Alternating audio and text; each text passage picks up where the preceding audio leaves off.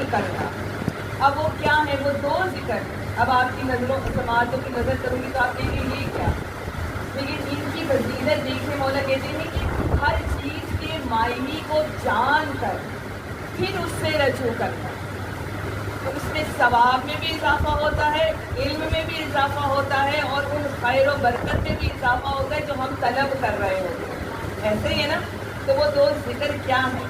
پہلا ذکر مولا کائنات فرماتے ہیں کہ جو شخص دن میں مسلسل سبحان اللہ کی تکرار کرے گا تو خداوند عالم کل ملائکہ اور فرشتوں کو حکم دے گا کہ جب تک میرا بندہ اس ذکر کی تکرار کر رہا ہے، دیکھو تم اس کے لیے دعائے مغفرت کرو اور خیر مانگو.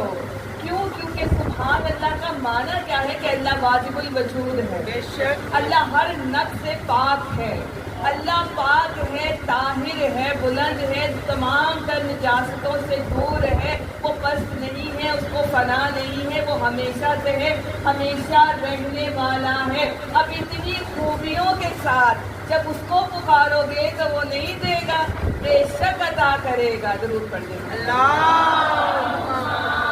صلی علی محمد وعلی محمد. اتنا چھوٹا سا ذکر لیکن اللہ.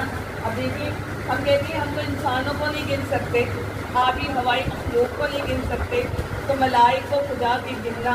تو اللہ نبی محمد مصطفیٰ صلی اللہ علیہ وآلہ وسلم سے روایت ہے اور اس کا زبان امیر کائنات کے کل فرشتوں کو، کل ملائک کو حکم دے گا کہ دعائے مغفرت کرو. اور اس کے بعد دوسرا ذکر یہ ہے کہ میرے مولا فرماتے ہیں کہ جب کوئی اس ذکر کی تکرار کرتا، معنی اصل کرنا. اب وہ کیا ہے؟ وہ دو ذکر. اب آپ کی نظروں سماعتوں کی نظر کروں گی تو آپ کہیں گے یہ کیا؟ لیکن ان کی فضیلت دیکھیں، مولا کہتے ہیں کہ ہر چیز کے معنی کو جان کر پھر اس سے رجوع کرنا، تو اس میں ثواب میں بھی اضافہ ہوتا ہے، علم میں بھی اضافہ ہوتا ہے، اور ان خیر و برکت میں بھی اضافہ ہوتا ہے جو ہم طلب کر رہے ہوتے ہیں. ایسے ہی ہے نا؟ تو وہ دو ذکر کیا ہیں؟